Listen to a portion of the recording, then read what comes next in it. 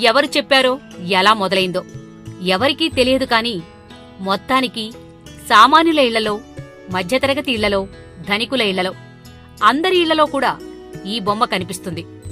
ఆ బొమ్మే లాఫింగ్ బుద్ధ. చాలామంది చెప్తుంటారు విష్ణువు దశావతారాలలో బుద్ధావతారం ఇదని. కాని కానే కాదు.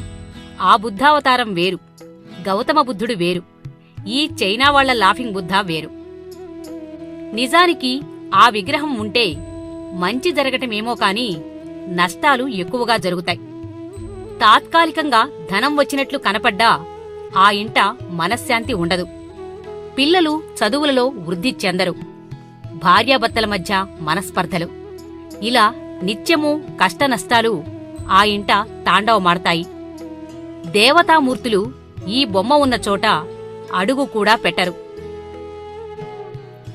నిజానికి ఇల్లు చక్కగా అభివృద్ధి చెందాలంటే ఏ చక్కని లక్ష్మీ విగ్రహమో లేదా బొమ్మగానే కావాలనుకుంటే తెల్లని ఏనుగు బొమ్మో పెట్టుకోవచ్చు.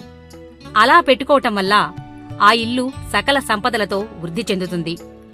ఇక చాలామంది అనుకుంటారు లాఫింగ్ బుద్ధ, కుబేరుడు ఒకటేనని. కాని లాఫింగ్ బుద్ధ, కుబేరుడు ఎప్పటికీ ఒకటి కారు. చాలా వరకు ధనం తీసుకువస్తున్నట్లుగా వెనక ఒక మూట పెట్టుకొని లాఫింగ్ బుద్ధ విగ్రహాలు కనిపిస్తూ ఉంటాయి. నిజానికి కుబేరుడికి విగ్రహమనేది ఉండదు. కుబేరుడికి చిత్రపటం మాత్రమే ఉంటుంది. అలాంటి చిత్రపటాన్ని పూజించటం వల్ల ఆ ఇంట్లో సంపద అభివృద్ధి చెందుతుంది. మన దేవుళ్లను పూజించుకుందాం. హిందూ దేవుళ్ల గురించి తర్వాతి తరానికి తెలియచేద్దాం.